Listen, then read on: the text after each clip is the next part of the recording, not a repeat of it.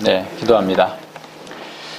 하나님 아버지, 감사를 드립니다. 저희들에게 은혜 허락하여 주셔서 이렇게 추운 날씨 속에서도 하나님의 말씀을 사모하고 하나님의 뜻을 따라서 바르고 온전하게 하나님의 종으로서 살도록 하기 위하여서 이렇게 부르셔서 말씀을 가르쳐 주실 수 있는 그런 기회를 허락해 주심을 감사를 드립니다. 우리의 마음과 힘과 열정을 다하여서 이 말씀을 듣고 깨달으려고 할지라도 우리 스스로의 노력과 지성으로서는 이 하나님의 말씀 한마디도 스스로 깨달을 수 없사오니 성령님께서 저희들의 영을 열어주시고 이성을 열어주셔서 참으로 이 하나님의 말씀의 본 뜻을 잘 깨달아서 참으로 이 말씀 가운데에서 진정으로 하나님을 섬기며 하나님 안에서 즐거워하고 기뻐하며 우리의 순례길을 갈 수 있도록 붙잡아 주시고 함께하여 주시옵소서. 감사드리며 예수님 이름으로 기도드립니다. 아멘. 성경 해석에 대한 그 오류나 또 어려움들은 시대마다 많은 그 문제들을 낳았습니다. 그래서 이런 그 오류들이 생기면서 사람들에게 큰 인기를 끌고 그러고 난 다음에 그 지나간 자리는 마치 전쟁이 끝나고 나면 황폐한 그런 쓰레기 더미와 폐허가 남는 것처럼 이런 영적인 어떤 그 잘못된 운동들이 지나가고 난 자리에는 늘 영적인 황폐함과 이단들과 같은 그런 것들만 남게 되는 것이 역사의 교훈입니다. 20세기는 그 어느 시기보다도 아주 격동의 시기였죠. 그러니까 이 세상 역사로는 뭐 1, 2차 세계대전이 있었고 경제 불황이 있었고 또 이게 이데올로기의 어떤 극심한 대립이 있었고 굉장히 많은 격변이 있었습니다. 또 IT나 과학기술의 성장 등등의 엄청난 그런 그 변동의 시기가 바로 20세기였는데 그 모든 20세기의 변동들보다 더 중요한 변동이 이 교계에 생겨났어요. 20세기 초에 바로 생겨난 은사주의 운동입니다. 이 은사주의 운동이 사실 겉으로 볼 때는 그게 뭐 별거냐라고 생각할지 모르지만 이 교회사 쪽으로 역사적으로 또 오늘 우리 현재의 우리 교회의 모습과 지표를 바라볼 때 굉장히 중요하고 어떤 큰 분기점을 형성하는 그런 것이었습니다. 그래서 그것을 우리가 바르게 살펴보지 않으면 오늘 우리 시대 속에서 이루어지고 있는 다양한 어떤 그런 신앙 운동들에 대해서 정말 바르게 해석할 수 없어요. 너무나 많은 일들이 바로 이 은사주의 운동으로 말미암아서 기인하고 있고 또 그것이 더 날로 확산되고 이렇게 강력한 힘을 발휘하고 있는 이런 상황 속에서 우리가 바르게 알지 못한다면 큰 문제를 겪게 될 겁니다. 그런데 문제는 뭐냐면 이런 그 문제에 대해서 바르게 비판하고 참된 원리를 제시해주는 그런 그 신학자나 목회자들이 점점 줄어들고 있다라는 거예요. 그러다 보니 이제는 그냥 하나의 오히려 이제 어떤 이게 정통이 돼버리는 것이 되죠. 왜냐하면 사람이 많기 때문에.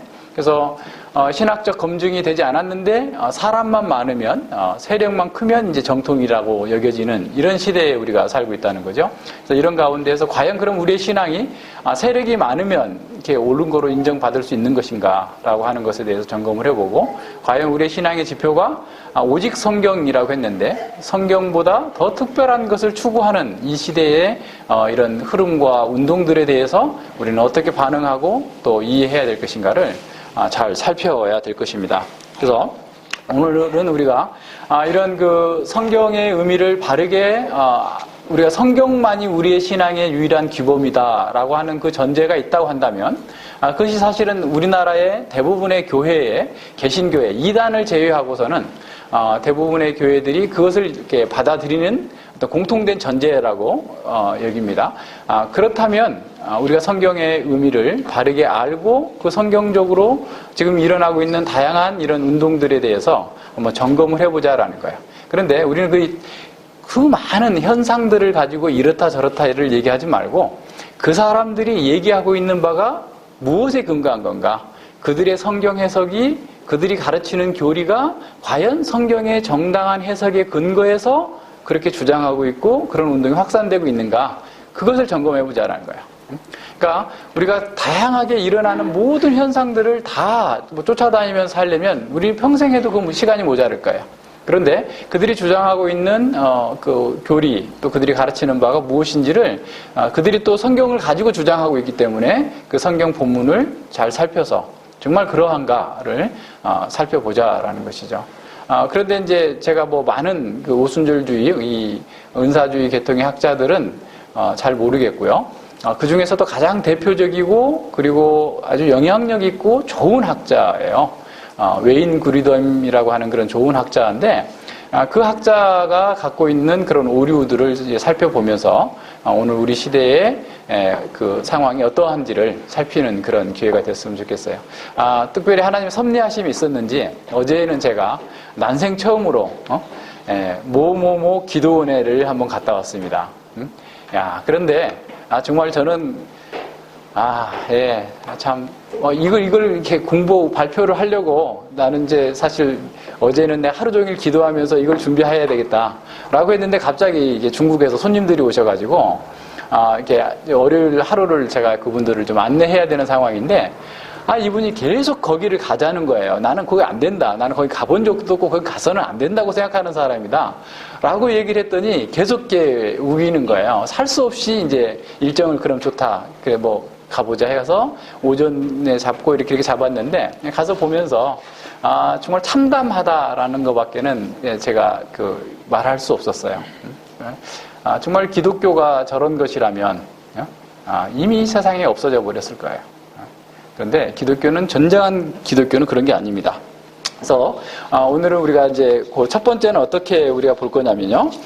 대충 이제 그 얘기를 해드리면 은사주의 운동이 어떻게 시작됐고 그들의 성경 해석이 어떻게 이루어지고 있는지, 그리고 그 해석을 우리가 건전한 성경 해석의 원리를 따라서 이렇게 보면서 그들의 해석이 정당한지 그것을 한번 살펴보도록 하고요.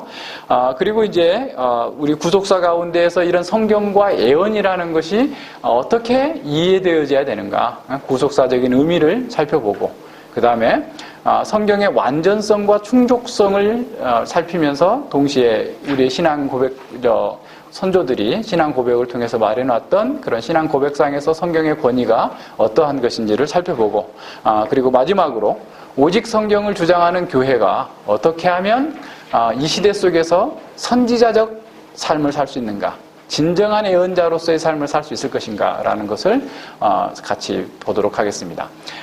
사실 예언만 다루려고 했는데 이 예언과의 방언이 너무나 같이 밀접하게 연결되어 있어서 동시에 같이 이렇게 다루다 보니까 시간이 좀 갈 텐데, 그렇더라도 한번 잘 따라와 보시길 바랍니다. 토마스 아퀴나스는 모든 일에는 원인이 있다라고 얘기했습니다. 그러니까 모든 악한 일도 그냥 원인이 없이 생겨나는 건 없다. 원인이 있어요. 그래서 이제 오순절주의가 태동한 것도, 다시 말하면 은사주의 운동, 은사주의의 운동의 어떤 운동이 시작되게 된 배경이 있어요. 그러니까 배경이 어떤 거냐라는 거예요. 그러니까 미국에서 생겨났거든요. 미국에서 1900년에 시작됐어요. 그러니까 딱 20세기가 시작되는 그 날로부터 오순절주의가 태동하게 되는. 그래서 어떻게 보면 1900년 1월 1일이 오순절주의의 생일이라고 할 수 있어요. 파럼이라고 하는 목사가, 이 사람은 성결운동을 하던 사람인데, 감리교적 성결운동, 제2의 축복, 완전 성화론을 주장하는 이런 사람인데, 이분이 그런 성결주의와 관련된 그런 신학교를 했어요. 베델 신학교라고 하는 신학교를 했는데, 거기에서 이제 학생들한테 숙제를 내줬어요. 오늘날 교회와 당시 교회가 뭐가 다른지를 한번 성경을 찾아서 연구해봐라. 했더니 학생들이 일치하게 내린 결론은 성령의 은사가 오늘날에는 없다. 그래서 우리는 그 은사를 구하기로 결심을 했다라는 거예요. 그래서 이제 1899년 12월 31일 날부터 시작해가지고 철야 기도를 했는데, 드디어 1900년 1월 1일 새벽인지 오후인지 11시쯤에 한 학생이 오늘날 말하는 방언을 하기 시작했어요. 그리고 이제 그것을 계속해서 기도했더니 대부분의 학생이 방언을 했고, 그리고 파럼도 방언을 했습니다. 그러고 난 뒤에 시모원이라고 하는 흑인 출신의 아프리카계 미국인인데, 이 목사님이 이제 파럼의 강의를 듣고 자기 교회에서 그런 운동을 펼치기 시작함으로써 이제 전 세계적으로 확산되어지는 그런 것이 이제 오순절주의의 시작입니다. 근데 이 오순절주의가 시작되게 된 배경이 뭐냐면, 첫 번째는 남북 전쟁 이후, 그러니까 남북 전쟁과 그리고 난 다음에 이 미국적 상황이에요. 그러니까 미국의 어떤 경제적인 어떤 그 부흥과 동시에 또한 이 쇠락이 이렇게 반복되고 있는 그런 상황입니다. 그래서 미국의 어떤 경제적인 이런 것이 발전하면 할수록 전통적인 어떤 권위 구조가 그 무너지게 되는 그런 상황이 되죠. 왜냐하면 산업화가 되고 미국이 이제 굉장히 어떤 경제적으로 이렇게 발전하게 되고 영국이나 유럽으로부터 이제 선진 기술들이 들어옴으로써 이제 굉장히 산업화 과정을 겪게 돼요. 그러다 보니까 사회의 부가 이게 빈부격차가 심해지고 또 돈이 많은 사람들은 부패하고 타락하는 그런 삶의 길로 들어가게 되고. 그리고 영적으로 굉장히 메말라 있는, 그러니까 전통주의의 교회 속에 굉장히 영적으로 메말라 있는 그런, 그러니까 전통적인 뭐 교회뿐만 아니라 전통적인 어떤 그 교회가, 그러니까 교회가 굉장히 영적으로 메말라 있는데 거기다가 플러스 어떤 일이 생겼냐면 진화론이 들어오게 되고 자유주의 신학이 들어오게 돼요. 그러니까 이게 뭐 굉장히 이제 영적으로 피폐한 그런 상황이게 되죠. 그러니까 사회적으로는 굉장히 부패하고 타락했고, 그러다 보니까 이런 부패하고 타락한 사회일수록 어떤 일이 일어나죠? 윤리운동이 벌어나요. 우리나라도 그게 하고 있잖아요. 지금 어떤 단체에서. 윤리운동이 벌어지게 되는 거죠. 그러니까 그런 윤리운동은 그 당시에는 어떤 거냐면 완전 성결주의. 그래서 어떤 캐직파적인 성화론. 그래서 어떻게든 한 번에 그냥 로또식의 거룩함을 이룰 수 있다라고 하는 그런 그 분위기가 팽배한 이런 상황. 우리 로마서에서 지난번에 공부했잖아요. 그런 상황 속에서 이런 이 오순절주의가 태동하고 있는 그런 사회적 배경이 되는 거예요. 바탕이 되는 거예요. 그런 가운데 이 사람들이 이제 막 불불꽃처럼 막 확 일어나는데 전통 교회가 그것에 대해 제대로 이해를 하지 못했고 그것에 대해서 어떻게 보면 관용적인 태도를 갖게 된 겁니다. 그러다 보니까 이게 이제 막 확산이 된 거예요. 그래서 이 오순절주의의 어떤 열정 이런 것들로 인해서 엄청난 그런 확산의 속도를 갖게 되죠. 그래서 역사상 오순절주의만큼 단시간 내에 많은 그런 어떻게 보면 추종자들을 확보한 그런 그 운동이 없을 정도로 그래서 지금은 카톨릭 교회를 제외한 개신교계의 최대의 지분을 가지고 있다고 할 정도로 많아졌어요. 그런데 우리가 지금 WCC 운동을 얘기하지만, WCC 운동이 교회 일치 운동, 그죠? 그러니까 교회 WCC 운동이, 예수 그리스도 안에서 모두가 하나 되자라고 하는데, 이제 여기에 어떤 강령 속에는, 어떤 그들의 교리나 이런 것들 다 따지지 말고, 그냥 예수님 안에서 세계 평화를 위해서, 기독교의 사회적 책임을 위해서 연합하자라고 하는 것에 대해서 상당히 비판적인 그런 보수 교단들이 여기에 참여하지 않죠. 그런데 은사주의 운동은 사실은 캐톨릭부터 시작해가지고 캐톨릭, 심지어 자유주의자, 복음주의 등등의 다양한 사람들이 다 은사주의 속에 들어갔고 심지어 개혁교회라고 스스로 고백하는 사람들마저도 은사주의 운동에 빠져있는 사람들. 그래서 이게 지금 뭐 어떻게 보면 WCC보다 더 에큐메니컬한 더 일치를 이루고 있는 이제 그런 상황이 지금 오늘 우리 시대의 상황입니다. 그래서 은사주의 영향을 받고 있는 개신교인들이 거의 전 세계적으로 5억 정도가 된다고 그래요. 그러니까 전 세계의 개신교 인구가 8억에서 9억 정도 된다고 대충 통계가 이렇게 나왔다고 한다면 5억의 인구가 더군다나 이 중남미라든가 이런 아프리카 이런 저개발국 국가의 폭발적인 그런 교회의 성장은 대부분 이 오순절주의에서 시작되고 있다라고 지금 할 정도로 굉장히 큰 영향력을 미치고 있어요. 근데 이런 오순절주의로 인해서 교회가 일치가 되는 것은 뭐의 문제냐면 WCC의 문제도 그거죠. WCC의 문제도 교리는 묻지 말자.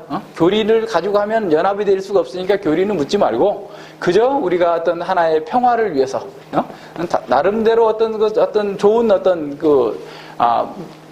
명분을 걸어서 세상을 바꾸자라고 하는 거죠. 오순절주의도 사실은 교리 이거 필요 없어. 라고는 안 하지만 교리 위에 뭘 세워요? 체험을 세웁니다. 다시 말해서 성경보다 자신들이 말하고 있는 방언이나 등등의 어떤 체험들을 위에 놓고 그 안에서 다 모이자라고 해요.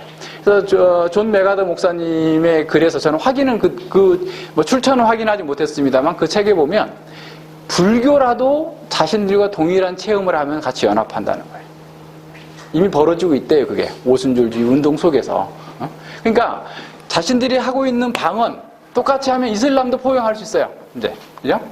그리고 뭐 어느 종교라도 자신들과 체험이 같으면 다 이렇게 포용할 수 있는 것처럼 나아갈 수도 있는 그런 위험이 있는 거죠. 아직까지는 그렇게 가지 않았을 거라고 보여지는데 어쨌거나 그런 상황입니다. 그래서 이런 오순절주의가 과연 그게 확산되는 것이 좋은 건가? 라는 것이 이제 제일 문제예요. 그러니까 이런 오순절주의의 가장 큰 문제는 앞서 얘기한 것처럼 성경보다 자신의 체험을 위에 두어요. 그러니까 성경이 뭐라고 말하든 간에 자기는 계시받았다. 자기는 체험을 했다 하면서 그 다음 얘기는 아예 듣지도 않으려고 하는 이런 상태에 빠지게 되는 것이죠. 이게 이제 큰 문제입니다. 그리고 이렇게 예언과 방언을 하게 되면 스스로 자신들은 영적인 엘리트라고 생각을 해요. 그리고 그러지 못한 사람들은 뭔가 부족한 사람, 이루신자라고 생각을 합니다.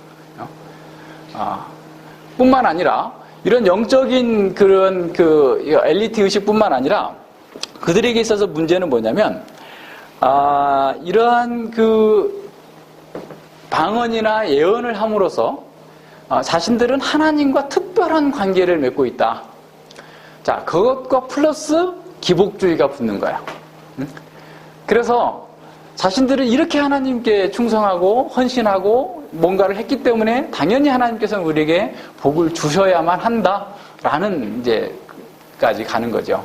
어제 그 기도원에 가서 주차장에 세워져 있는 차를 보면서 깜짝 놀랐어요. 000 교회를 오면 성공 100% 확실합니다. 근데 그런 문구가 어떤 한 교회, 좀 이상한 교회가 그렇게 했나 보다 했는데 똑같은 교회가, 여기 무슨 교회에 오면 100% 성공합니다. 확실합니다. 아예 그냥 무슨 학원에다가 자기 차에다가 이렇게 그 광고하려고 하고 온통 차 전체를 그렇게 하고 있는 것처럼 그렇게 해놨어요. 이게 아주 참 대단하다. 어떻게 저렇게 말할 수가 있을까? 그것도 그냥 자기들끼리 몰래 얘기한다고 모르지만 아예 차에다 대놓고 아예 노골적으로 광고를 하고 있는 모습들을 보면서 깜짝 놀랐어요. 저런 사람들도 있구나. 저는 그런 어떤 걸 좀 봤는데 전혀 그렇지 않습니다. 우리가 거룩해지고 그리스도인답게 사는 것은 꾸준한 성경 공부와 기도를 통해서 자기를 부정하는 과정 속에서 예수 그리스도의 성품을 갖고 예수 그리스도께서 원하시는 그 삶을 살 수 있는 그리스도의 형상으로 바뀌는 것이에요. 그런데 이런 은사주의에 빠지게 되면 성경 공부나 진정한 자기 부정의 기도를 하지 않고 어떤 한 방의 체험을 통해서 그걸 이룰 수 있을 거다라고 생각을 하는 거예요. 근데 결코 그렇게 되지 않습니다.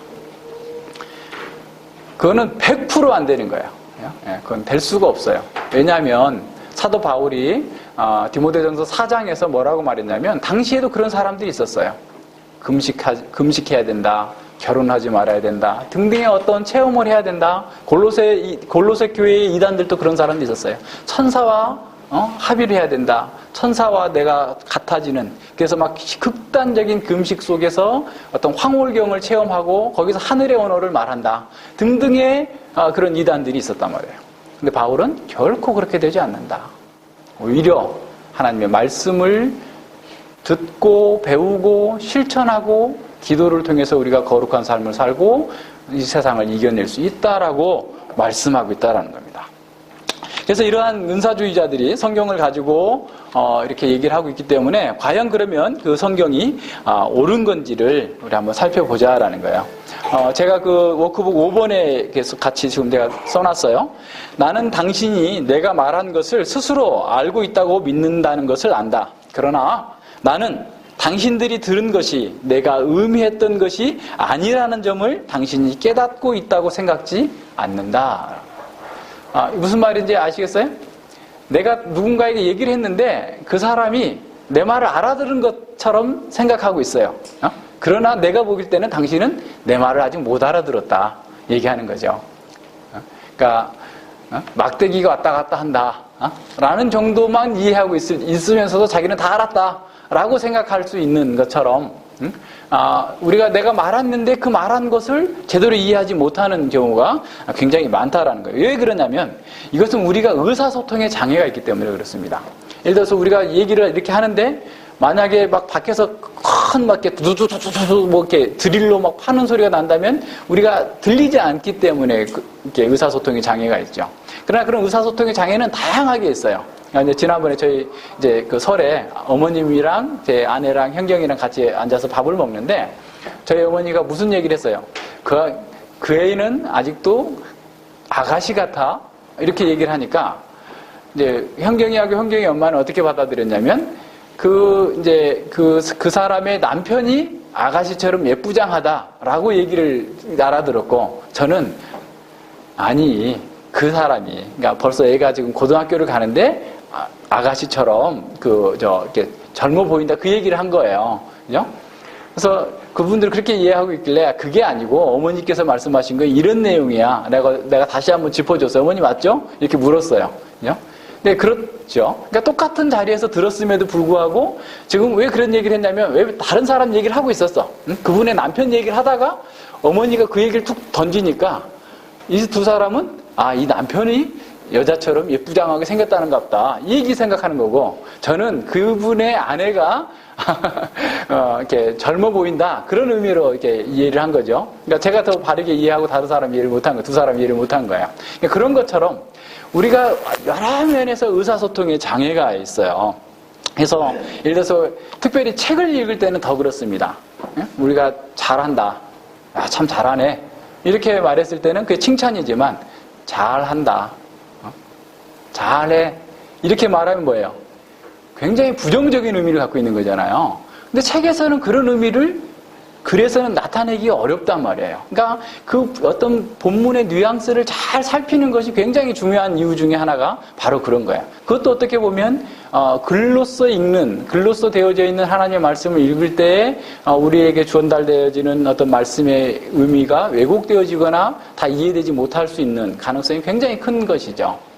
이러다 보니까 이 성경을 우리가 잘 이해하려면 사실은 그 성경의 역사적인 배경, 지리적인 배경, 당시의 상황 사람들이 1차 독자들이 가졌었던 그런 사고 세계에 대해서 충분한 이해를 해야만 그 말씀이 이해가 되는 거예요. 사실 요한계시록의 사람들이 어려워하는 이유 중에 하나가 요한계시록이 어려운 이유는 구약을 모르기 때문에 그래요. 어떤 학자는 요한계시록의 전체 구절이 제가 좀 정확하게 기억이 안 나는데 444개의 절로 되어 있는데 그 중에서 80%가 구약을 인용했거나 구약의 이미지를 그대로 사용하고 있다라고 얘기하고 있어요. 구약학자입니다. 무슨 말인지 알겠어요? 그러니까 구약에서 사용되어지고 있는 이미지를 모르니까 요한계시록을 엉뚱하게 해석하고 있는 거예요. 근데 구약의 이미지를 사용하고 있는 그 요한은 그 구약이 가지고 있었던 이미지를 완벽하게 어떤 문맥에 사용되었는지를 알고 있을 뿐만 아니라 그 이미지가 예수 그리스도 안에서 어떻게 성취되었으며 온전하게 우리에게 전달되고 있는지를 알고서 인용을 한 거예요. 아무 관계없는 걸 끌어다가 인용한 게 아니라.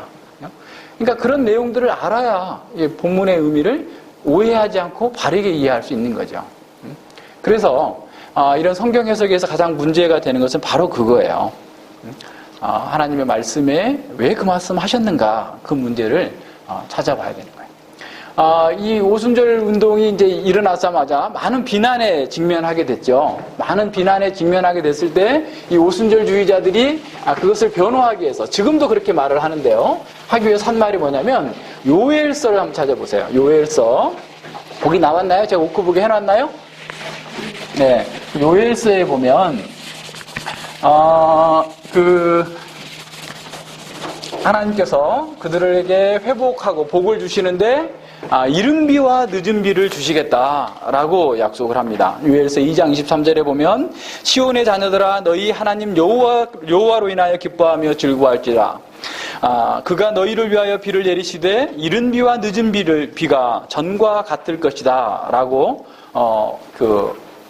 말씀이 나와요. 그러자 자, 이 정상적인 정통적인 교회 가운데에서는 이런 방언이나 예언이나 등등의 이런 신비적인 그 황홀경 체험이 없었는데 왜 갑자기 알아들을 수 없는 방언을 하면서 이렇게 난리를 치느냐라고 했을 때 그 사람들이 한 말이 뭐냐면 바로 요엘서 2장 23절을 인용해서 1세기 당시에 이루어졌던 그런 오순절에 이루어졌던 방언과 예언 또는 어떤 그런 그 다양한 기적들은 이른비에 해당한다.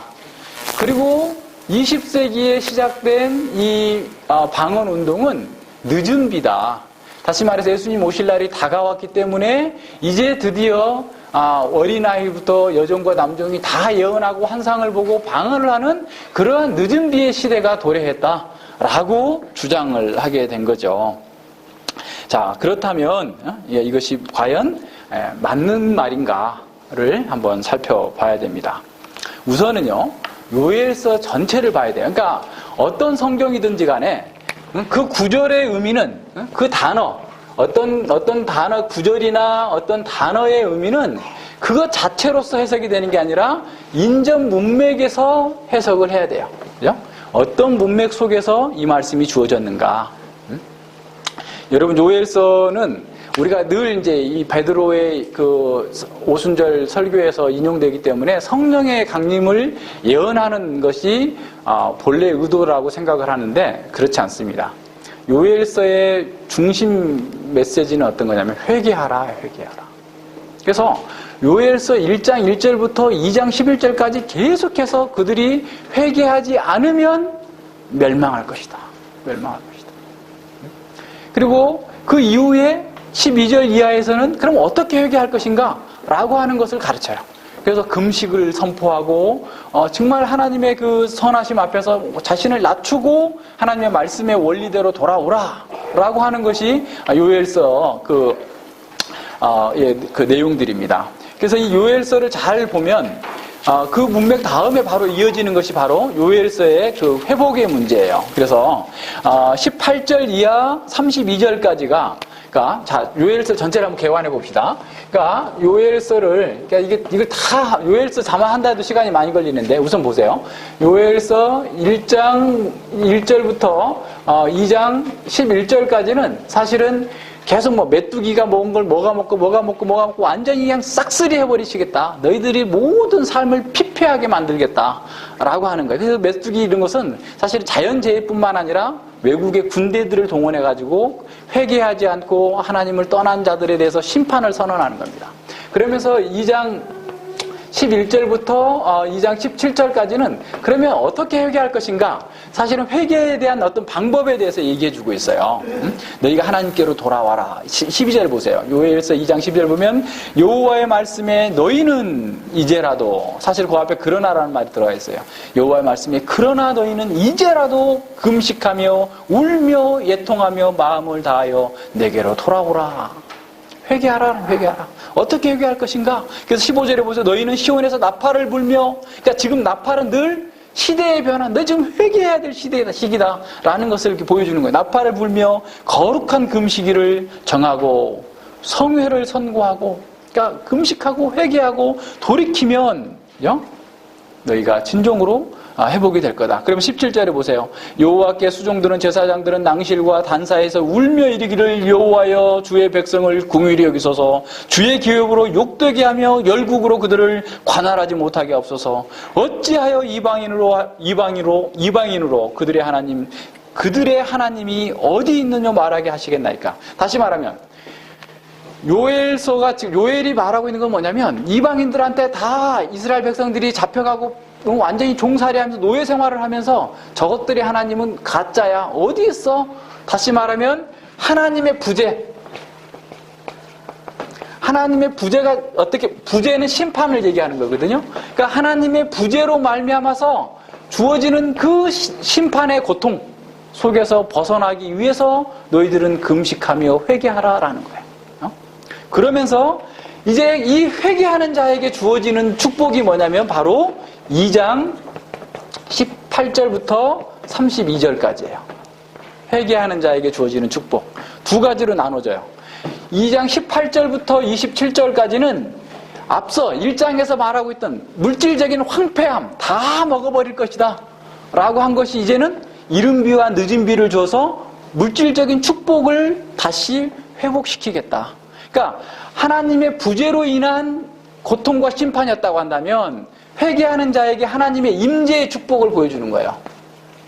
하나님의 임재가 되면 너희에게 풍성한 곡식이 이루어지고 완전한 회복이 이루어질 거다.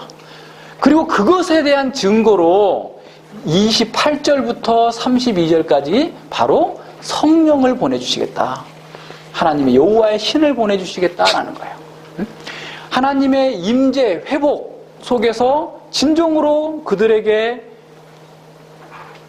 물질적이고 삶의 안정, 샬롬, 평강이 임하게 될 때인데 그 평강의 확증, 보증으로서 성령님을 보내주시겠다라는 거예요.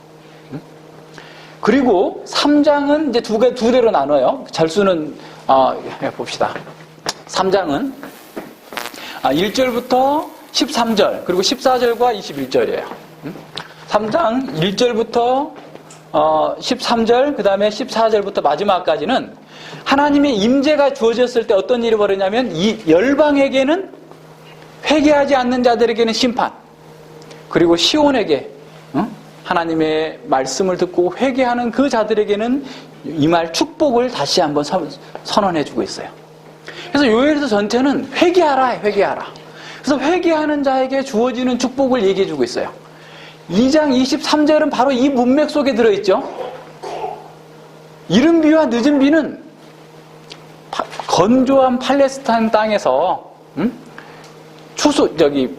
파종할 때 비가 와서 정말 싹이 잘 나게 하고 결실기에 또 비가 와가지고 충만한 충실한 어떤 추수의 30배, 60배, 100배의 결실을 얻도록 만들어주는 비예요.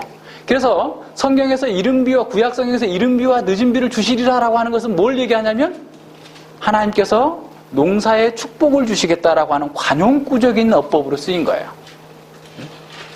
이러한 하나님의 말씀을 딱 들어다가 28절과 32절과 연결시켜가지고 이것이 마치 오순절이 이른 비고 그 다음에 20세기에 일어난 은사주의 운동이 늦은 비다라고 얘기하는 것은 요엘서 전체의 문맥을 무시한 거고 당시의 시대적 문화적 배경을 무시한 자의적 해석에 근거한 거예요. 자, 두 번째. 요엘서 2장 28절로 32절. 자, 이 부분에 대해서 충분히 이해가 가시죠? 그래서 지금 오순절주의가 일어나고 있는 그것은 늦은 비로서 하나님께 축복을 주신 게 아니다. 저 성경 본문을 잘못 오해했다. 라고 하는 것에 대해서 여러분이 분명하게 이해할 수 있어야 됩니다. 자, 두 번째는 요엘서 2장 28절과 32절을 베드로가 인용해서 오순절 성령 강림 사건을 해석해 주는 거예요. 자, 때가 차서 정말 이 하나님께서 예수 그리스도의 구속에 근거해서 십자가에 못 박힌 지 50일 만에 성령이 오십니다. 그래서 그 오심의 증거로서 다양한 현상들이 일어나요. 그런데 그 중에 방언을 하는 거예요.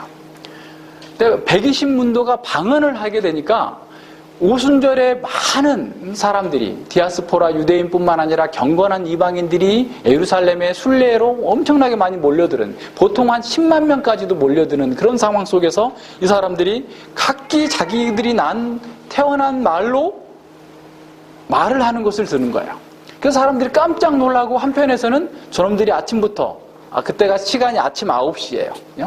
그 시간에 술 먹고 취했구나, 아침부터. 그래서 베드로가 그렇게 합니다. 이 이른 시간에 우리가 술 먹고 취한 것이 아니고 이것은 요엘이 예언한 바 바로 그 종말의 때에 하나님께서 그 영을 부어주신다고 그랬는데 그 영의 부어주심이 지금 여기서 성취되었다라고 하는 사실을 보여주고 있어요. 그러면서 요엘서 2장 28절과 32절을 인용하고 있어요. 자, 그러면 우선 요엘서 2장 28절과 32절을 한번 읽어봅시다. 자, 그 후에 내가 내 신을 만민에게 부어주리니 너희 자녀들은 장래에 일을 말할 것이며 너희 늙은이는 꿈을 꿀 것이며 너희 젊은이는 이상을 볼 것이며 그때도 앞에 그 28절에 그 후에하고 똑같은 말이에요. 그 후에도 사실은 그때라는 말이에요. 종말의 때에 하나님께서 회복하시는, 임재하셔서 축복을 주시는 바로 그때에 내가 또 내 신을 남종과 여종에게 부어줄 것이며 내가 이적을 하늘과 땅에 베풀리니 곧 피와 불과 연기 기둥이라. 여호와의 크고 두려운 날이 이르기 전에 해가 어두워지고 달이 핏빛같이 변하려니와 누구든지 여호와의 이름을 부르는 자는 구원을 얻으리니 이는 여호와의 말대로 시온산과 예루살렘에서 피할 자가 있을 것이며 남은 자 중에서 나 여호와의 부름을 받을 자가 있을 것임이니라. 자, 이 말씀을 베드로가 인용을 해가지고 오순절 사건을 설명해주고 있어요. 자, 우선 이 말씀을 이해하기 위해서 첫 번째 조건이 있어요. 앞서 처음에 제가 얘기했던 거 잘 기억하세요? 내가 말한 것을 당신은 이해하지 못하고 있다. 우리는 성경을 볼 때 이렇게 할 수 있어요. 저자가 얘기하고 있는 것을 내가 오해할 수 있다. 그런 의미를 늘 생각하면서 오해하지 않기를 늘 기도해야 되겠죠. 자, 우선 여기서 남종과 여종이 꿈을 꾸고 늙은이가 환상을 보고 뭐 예언을 할 것이다 등등의 아주 거창한 그 내용이 나오잖아요. 자, 그것은 뭐냐라는 거예요. 이것은 신현이에요. 신현. 테오퍼니. 하나님을 배우는 거예요. 하나님을 배우는 거예요. 하나님의 나타나심을 보여주는 구약적인 표징이에요. 표적이에요. 표적. 사인. 사인이란 말이에요. 표적이에요. 그래서 하나님께서 임하실 때 신의 산이 막 지진이 나고 막 움직이고 막 난리가 나죠. 이런 하나님의 신현 현상을 보여주는 그런 표현이고요. 뿐만 아니라 구약에서 선지자가 되는 조건이 있어요. 그것은 하나님을 봐야 돼요. 에레미야 23장에서 그러잖아요. 누가 여호와의 회의에 참여했느냐? 참여하지 않은 온갖 거짓자들이 본 것처럼 다 얘기하는 거죠. 여호와를 참여하고 여호와를 만나고 여호와의 계시를 받는 것은 구약 시대의 특정한 사람에게만 정해져 있었던 거예요. 바로 선지자에게만 그 일이 맡겨진 겁니다. 그런데 요엘이 말하고 있는 것은 선지자가 아니라 남종과 여종 이방인에게까지라도 여호와가 만나주시겠다라는 거예요. 이 종말의 축복을 얘기하고 있는 거예요. 그래서 모든 사람이 선지자가 될 거다라는 것을 얘기하는 거예요. 자, 이거 생각하면 뭐가 떠올라요? 민수기 11장에 보면 이 모세가 자신의 사역이 너무 힘들다라고 하나님께 불평을 합니다.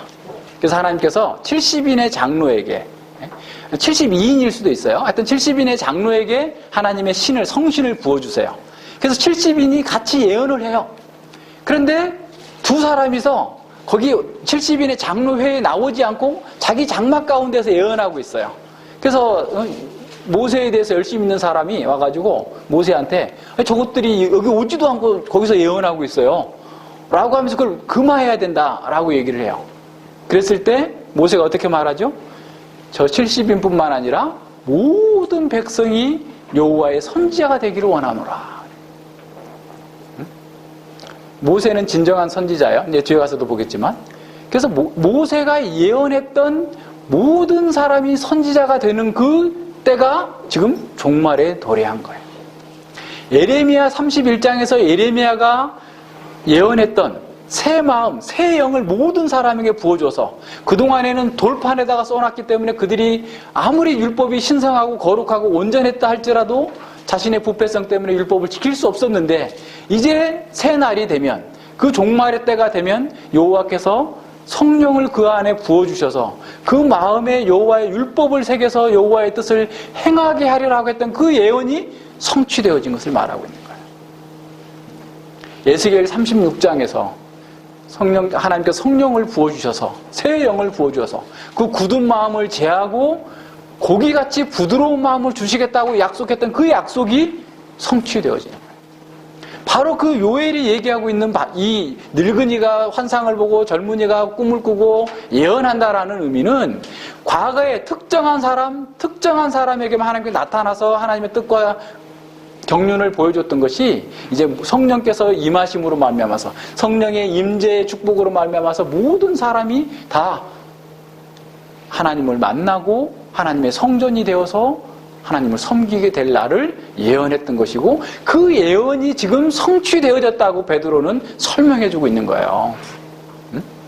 그래서 성령을 받으면 누구나 다 이렇게 예언을 해야 된다라는 말이 결코 아니에요. 오늘날 사람들이 예언한다고 하는 것, 오늘날 사람들이 방언한다고 하는 것, 그것과 같이 되어야 된다는 말이 아니다 그 말이에요. 이해하시겠어요? 구약의 성취를 지금 보여주고 있어요. 그래서 이 베드로는 구약 성경에 예언되었던 그 모든 예언이 지금 오순절의 성령 강림으로 말미암아서 이루어지는 하나님의 나라 종말의 때가 이미 도래했다라고 하는 사실을 증거해주고 있는 거예요. 그래서 모든 사람들은 구약이고 어떤 신약이고 모든 사람들은 늘 하나님의 임재를 체험하는 것을 그렇게 소망했던 거야. 선지자들의 최고의 바람이 그거예요. 그래서 욥이 정말 고난 가운데에서 탄식하면서 부르짖는 게 뭐예요? 나 빨리 병 낫게 해주세요. 나 빨리 옛날처럼 회복시켜 주세요가 아니에요. 욥은 내가 어찌하면 여호와를 배울꼬. 어찌하면 여호와를 배우는 것. 신년에 참여하는 것이 그들의 최고의 소망이었습니다. 바울이 깜짝 놀란 게 뭔지 아세요? 바울이 사도행전 9장에서 예수님을 만난 거예요. 자, 하나님을 만나야 선지자가 되는데 그 하나님이 예수님인 거예요. 그래서 바울에게서는 테오포니가 크리스토포니로 바뀐 거예요. 예수님의 신현을 본 거예요. 그래서 바울은 자신이 진정으로 참 사도다라고 얘기하는 거예요. 부활하신 예수님을 만났고 부활하신 예수님으로부터 사명을 받아서 이방인들에게 복음을 전하라. 바울은 나중에 23장에 가보면 자기는 결코 예루살렘에서 떠나고 싶지 않았어요. 난 계속해서 이 예루살렘에서 내가 이 교회를 핍박했고 내가 저렇게 사람들을 갖다가 교회를 못 나가게 했는데 저 사람들도 다 그걸 알고 있으니까 내가 가서 믿어서 회심해서 그들에게 전하면 그들이 바뀔 겁니다. 라고 하나님께서 예수님께 떠나라고 그랬는데 안 떠나려고 그랬어요. 근데 예수님은 아니, 너는 유대인이 아니라 이방인에게로 너를 보냈다. 라고 얘기합니다. 예수님을 본 거예요. 하나님을 본 겁니다. 이게 가장 중요한 거였어요. 그런데 이제 성령님께서 우리 가운데 와 계심으로 말미암아서 우리가 바로 그러한 성취의 시대가 이루어졌다라고 하는 것을 보게 됩니다. 자, 뿐만 아니라요. 그 오순절주의자들은 예수님을 믿었다. 은사주의자들은 예수님을 믿었으면 그 다음에는 뭘 해야 되냐면 제2의 축복을 얻기 위해서 성령 세례를 구해야 된다라고 그랬어요. 성령 세례를 구해라. 그래서 성령 세례를 받은 증거가 예언하고 방언하고 치유의 은사를 주는 거다. 병 고치는 능력을 주는 거다라고 얘기를 해요. 그런데 사도행전 전체의 문맥도 성경 어디에서도 성령 세례를 구하라고 한 적이 없어요. 예수님께서 사도행전 1장에서 그들에게 예루살렘을 떠나지 말고 내가 너희에게 아버지께서 너에게 주기로 한 것을 기다리면서 기도하라 라고 했지 성령 세례를 기도하라는 적이 없어요. 그리고 8장에서 그 사마리아 사람들이 성령 세례를 구하지 않았어요. 고넬료가 성령 세례를 구하지 않았어요. 19장에서 방언을 했던 에베소에서 만났던 세례 요한의 제자들도 성령 세례를 구해서 그들이 무슨 성령 세례를 받고 그리고 방언하고 그러지 않았어요. 성경적 증거가 결코 맞지 않다라고 하는 사실을 잘 생각해야 됩니다. 성경 어디에서도 누구도 성령 세례를 자기가 구해서 받은 사람은 없어요. 사실은 우리가 사도행전에서 공부했지만 사도행전 10장에서 고넬료가 이방인 로마 장교가 백부장이 예수님을 믿고 방언을 하게 되는 그 상황을 보게 되죠. 그것 때문에 예루살렘 교회는 발칵 뒤집혔습니다. 도대체 예수님의 수제자라고 하는 그 베드로가 어떻게 이방인의 집에 들어가며 이방인에게 복음을 전하고 이방인들과 함께 먹고 마실 수 있느냐. 발칵 뒤집혔어요. 그래서 사실은 그 고넬료에게 복음을 전하고 또 그들이 성령 세례를 받고 예수님을 받아들이는 것에 대해서 누가는 아주 자세하게 10장에서 기록을 했어요. 그래서 누가같이 치밀한 사람이 11장에서 다시 그 얘기를 반복할 이유가 없어요. 그런데도 불구하고 11장에서 그 내용을 자세하게 다시 반복합니다. 베드로의 입을 빌어서. 베드로가 아주 온유하고 차분하게 어쩔 수 없는 일이었다는 사실을 쭉 얘기를 해요. 그러면서 그 고넬료 사건을 신학적으로 자기가 풀어서 예루살렘 교회에 설명을 해줍니다. 그게 어디냐면 사도행전 11장 15절과 18절입니다. 제가 읽겠습니다. 내가 말을 시작할 때, 그러니까 그들에게 고넬료와 그 가족들에게 복음을 전할 때에 성령이 저희에게 임하시기를 처음 우리에게 하신 것과 같이 하는지라. 내가 주의 말씀에 요한은 물로 세례를 주었으나 너희는 성령으로 세례를 받으리라 하신 것이 생각나노라. 17절 중요합니다. 그런즉 하나님이 우리가 주 예수 그리스도를 믿을 때에 주신 것과 같은 선물을 저희에게도 주셨으니 내가 누구간데 하나님을 능히 막겠느냐 하더라. 그랬어요. 고넬료가 회심을 하고 방언을 한 것은 믿고 난 다음에 제2의 축복으로서 주어진 것이 아니라 우리와 같이 믿을 때에 주어졌다라는 거예요. 그러니까 성령 세례는 제2의 축복이 아니라 예수님을 믿는 모든 사람에게 주어지는 세례예요. 그것이 고린도전서 12장 13절에 나와요. 우리가 모두 다 그리스도로 성령으로 세례를 받아서 그리스도의 몸에 연합되어졌다라는 거예요. 로마서 8장 5절, 9절, 10절 쭉 위에서도 뭐라고 말씀하시죠? 우리가 그리스도의 영이 없으면 성령이 우리 가운데 계하시지 아니하면 우리는 그리스도의 사람이 아니다라는 거예요. 그래서 모든 사람은 성령 세례를 받고 믿는 거예요. 제2의 축복으로 주어진 것이 아니라 이 누가가 그렇게 치밀한 누가가 사도행전 11장에서 그 사건을 아주 자세하게 기록한 이유는 뭐냐면 사도행전 13장 이후에 이방인들에게 복음이 전해지는 그 내용들을 어떻게 교회가 예루살렘 교회든 유대인 교회가 그걸 받아들일 수 있을까에 대해서 충분하게 예상하면서 그걸 보여준 거예요. 다시 말해서 사도행전 13장 이후에 이방인들에게 복음이 증거되어지는 신학적 기반을 거기다 쌓고 있는 것이죠. 그래서 이런 부분이 너무나 중요합니다. 그래서 이 사도행전 전체 문맥 속에서 어디에서도 성령 세례를 구해서 받은 적이 없다라고 하는 것을 분명하게 이해해야 됩니다. 그리고 한 가지만 더 할게요. 시간이 빨리 가서 우리가 이게 편지잖아요. 예를 들어서 데살로니가 전서나 고린도 전서는 또 이런 서신들, 편지예요, 편지. 편지를 늘 읽을 때, 편지로 된 서신을 우리가 읽을 때 뭘 생각해야 되냐면, 이 편지는, 어떤 하나의 조직신학적인 어떤 교회를 가르치려고 한 것이 아니라, 당시 교회에 문제가 있을 때 그 교회의 문제를 해결해 주기 위한 하나의 방편으로서 그 문제를, 답을 주시는 거예요. 그래서 그 서신의 의미를 잘 깨닫기를 위한 첫 번째 조건은 뭐냐면 1차 독자에게 저자가 의미했던 바가 뭐냐라는 거예요. 그죠? 고린도 전서를 이해하려면 고린도 전서에 어떤 문제가 있었고 어떤 문제 때문에 바울이 이 고린도 전서를 썼는가. 그리고 그 편지를 받았던 1차 독자인 고린도 교회는 어떻게 반응을 해야만 했고 할 것인가. 이런 전체적인 문맥들 속에서 이해를 해야 돼요. 데살로니가 전서 마찬가지입니다. 데살로니가 전서 5장 19절과 20절에서 성령을 소멸치 말고 예언을 멸시하지 말라라고 나오죠.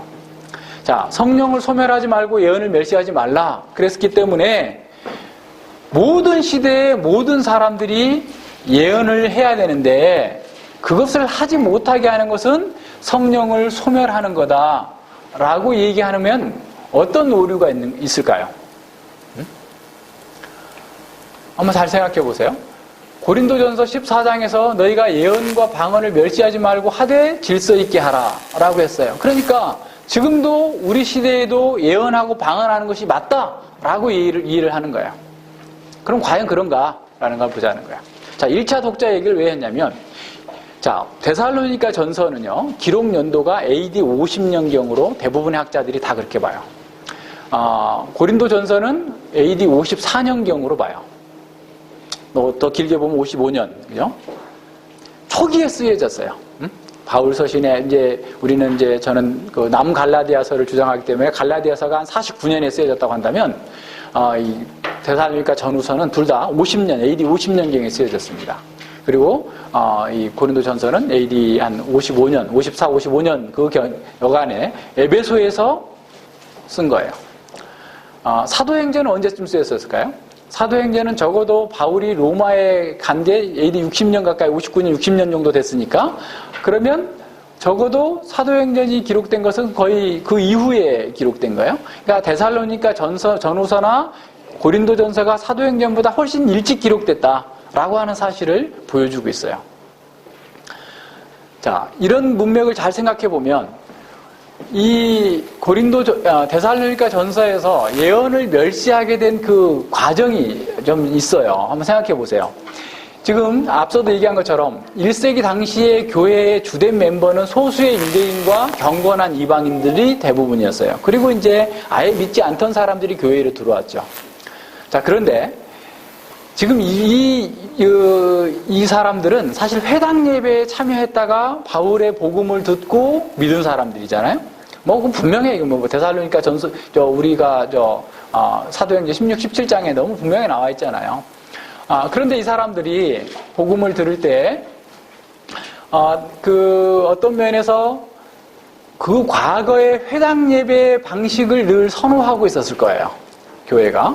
그러니까 회당 예배는 모세 오경과 선지서들을 각각 한 장씩 읽고 난 다음에 우리 수준은 한 장은 아니고 하여튼 어느 정해진 분량만큼 그것이 1년에 한 번 정도 이상 돌아갈 수 있도록 분량이 정해져 있었는데 그런 선지서와 이 성문서를 같이 읽고 난 다음에 거기서 회당장이든 누구든 랍비가 나와서 설명을 해주는 강론식의 방식이에요. 에스라가 말씀을 읽고 난 다음에 강론해줬던 것처럼 그런 식의 예배 방식이 어떻게 보면 이렇게 주류를 이루고 있었던 것이죠. 그런데 바로 그 어간에는 하나님께서 예언자들을 두셨어요. 교회에. 그래서 그런 구약 성경이 아닌 그런 예언, 교회의 필요에 따라서 하나님께서 예언을 주신 겁니다. 그런데 대다수의 데살로니가 교회의 성도들은 그게 어색한 거예요. 정말 저게 맞는지 안 맞는지도 모르겠고. 그죠? 사실은 데살로니가 2장 13절에 보면 바울에게서 복음을 들을 때 그들은 바울이 전하는 복음을 하나님의 말씀으로 받아들이면서 그들의 삶 속에서 역사를 했어요. 그런데 자기 가운데 있는 어떤 사람이 예언하는 것에 대해서는 그게 가당치 않게 여길 수 있는 거예요. 그래서 그것을 무시할 수 있는 것이죠. 왜냐하면 그게 필요한데도 불구하고 무시하는 경향성이 다분히 있었다는 거예요. 그래서 바울은 그들에게 그 예언을 멸시하지 말라라고 얘기를 하고 있어요. 뒤에 가서 좀 더 그 내용을 좀 살펴볼 거예요. 고린도전서도 마찬가지예요. 고린도전서는 사실 고린도 교회 상황은 굉장히 국제적인 도시입니다. 고린도 교회는 오늘날 말하는 홍콩과 같은 그런 도시 정도로 상업이 번성하고 그 지중해 유역에 있는 모든 나라에 장사하는 사람들, 무역하는 사람들이 고린도로 들어올 정도로 아주 그런 번성한 국제적인 도시예요. 그래서 다양한 언어를 가지고 있는 사람들이 많아요. 그래서 그 다양한 언어를 갖고 있는 사람들이 다양한 언어로 이렇게 무역도 하고 또 왔다 갔다 하고 이런 그런 상황 속에서 고린도 교회의 사람들이 이렇게 찾아왔을 수도 있을 거예요. 그런 속에서 방언과 예언이 계시적인 의미로서 주어졌어요. 그런데 이제 고린도 교회의 문제는 뭐냐면 그것이 자기 과시용으로 생각하고 있는 거예요. 그래서 교회를 유익하게 해야 될 그런 은사가 오히려 교회를 허물고 다른 사람들을 분리하고 자기 영광을 추구하는 쪽으로 잘못 사용되고 있는 상황 속에서 주어진 겁니다. 자, 그런데요. 뒤로 가면 갈수록 사실은 데살로니가 데살로니가 전후서에서는 전혀 나타나지 않고 근데 예언만 나타나죠. 방언은 고린도전서에 나타나지만 그 이후에는 예언이나 방언에 대해서 전혀 드러나지 않고 있어요. 그러니까 AD 55년 이후에 바울이 순교했을 것이라고 추정되는 AD 65년 정도, 그 후 10여 동안에 많은 서신들을 써서 보냈는데도 불구하고 바울은 예언하라, 방언하라 하지 않습니다. 그것을 구하라 얘기하지 않아요. 자, 그것은 왜 그럴까? 디모데 후서 2장을 한번 보세요. 디모데 후서 2장을 보면, 바울은 그것에 대해서 정말 지금 교회의 상황은 어떻습니까? 지금 사도들도 많이 죽어가고 있어요. 사도들이 대부분 순교하고 교회의 사도들이 사라져가고 있습니다. AD 60년 뭐간에 벌써 이미 많이 사라져 나가고 있어요. 그런데 교회는 진리 가운데서 든든하게 서 있어야 돼요. 그러면 이제 사도들도 떠나고 예언도 안 주어지고 만약에 그렇다면 어떻게 해야 될 건가? 그래서 교회가 든든히 서야 되고 하나님의 사명과 하나님의 그 은혜의 영적인 그 도구로서 사용되어져야 될 텐데 교회가 어떻게 분명하게 설 것인가를 고민하면서 사실은 그의 모든 관심은 그거죠. 앞서 우리가 베드로후서 1장을 읽었지만 베드로도 지금 죽을 날이 가까운 걸 이미 알고 있어요. 그럼에도 불구하고 어떻게 교회가 바르게 서야 될 것인가를 고민하는 가운데 그들에게 다시 내가 너희들에게 가르쳤지만 그 가르친 것을 생각나게 하려고 또 쓴다. 높아심에서 또 한 번 반복하고 또 반복하고 이렇게 하는 그런 마음을 좀 갖고 있는 거예요. 교회에 대한 사랑과 애정 속에서 이 교회가 어떻게 바르게 세워져 가고 하나님의 사명을 감당할 수 있을 것인가에 대한 아주 간절한 소원을 갖고 있는 상황에서 디모데후서를 쓴 거예요. 디모데후서 2장 2절에 뭐라고 나오죠? 내가 또 많은 증인들 앞에서 내게 들은 바를 충성된 사람들에게 부탁하라. 저희가 또 다른 사람을 가르칠 수 있으리라. 좀 이상하지 않아요? 야, 방언과 예언을 멸시하지 말라고 했던 바울이 너희들 교회가 든든히 서려면 방언을 더 열심히 하고 예언을 더 열심히 받아가지고 하나님 말씀에 서야 된다 이렇게 말하지 않고 이미 너에게 가르쳐준 바를 확증하고 그리고 그것을 이 다음 세대에게 그 다음 세대는 꼭 다음 세대 그래서 바울 그리고 디모데 그리고 디모데 밑에 그리고 또 그 사람이 다른 사람을 가르치는 연달아서 이어지는 4대를 언급하면서 계속해서 이미 배웠고 지금 회자되고 있는 신약 성경들, 다시 말해 그때는 신약 성경으로 굳어지진 않았지만 많은 서신들이 벌써 이미 교회에 쫙 퍼져 있었고 그리고 이 디모데 후서를 기록할 때가 AD 65년이라고 한다면 복음서들은 이미 60년대 초반에 기록이 되어졌어요. 물론 요한복음은 그 뒤에 기록됐다고 이렇게 하시는 분들이 많은데 뭐 그럴 거라고 보는데 하여튼 대부분의 이 복음서들도 AD 60년부터 65년 이전에 다 기록된 것으로 봅니다. 다수의 학자들이 그렇게 봐요. 그렇다면 이미 지금 교회에는 바울이 썼던 많은 편지들과 서신들이 회람되고 있고 그리고 복음서도 움직이고 다 지금 교회 가운데 있는 거예요. 그런 가운데에서 교회가 든든히 서고 우리가 신앙의 뿌리를 박히는 것은 이미 배운 진리에 확증하라라는 거예요. 확증하라. 그리고 그것을 다른 사람에게 가르치라라는 거예요. 베드로후서 2장 7절도 보세요. 내게 내 말하는 것을 생각하라. 주께서 범사에 내게 총명을 주시리라. 깊이 생각하라고 명령을 하고 있어요. 예언을 사모하라, 방언을 사모하라 라고 말씀하고 있지 않아요. 너희가 배운 바에 대해서 깊이 생각하라. 그리하면 하나님께서 너희에게 충만한 이해를 주실 것이다. 그래서 이미 바울이 순교하기 전에 많은 신약 성경들이 교회 가운데 충만하게 있었기 때문에 더 이상 방언이나 예언을 하라고 가르치고 있지 않다라는 겁니다. 이런 면에서 우리가 하나님께서 이미 사도들이 떠나기 전에 사도들이 가르쳐야 될 바를 다 서신서든 어떤 모든 성경들의 기록들이 완성이 됨으로 말미암아서 알 것을 다 알고 건전한 교리와 그런 진리가 전통이 교회 가운데 세워져 있음을 보게 됩니다. 그래서 이런 부분들을 잘 생각해 봐야 돼요. 그렇다면 데살로니가 교회에 주어졌던 그 말씀, 그것은 당시의 상황 속에서 예언을 멸시하지 말라. 예언하라. 얘기한 거예요. 고린도 전서에서 주어진 예언을 멸시하지 말고 방언을 질서 있게 하라라고 하는 것은 그 당시에 그 상황 속에서 얘기하고 있는 거예요. 그러니까 이것을 모든 시대에게 똑같이 규범적으로 적용하면 안 되는 거예요. 제가 범진이한테 100만 원 주겠다.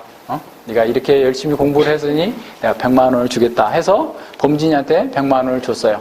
근데 그 범진이 편지를 가지고 와가지고 범진이 손자쯤 된 애가 와가지고 나한테 돈 달라고 그러면 말이 맞아요? 이미 다 끝난 일을 가지고 또 와서 달라고 그러면 말이 안 되는 거예요.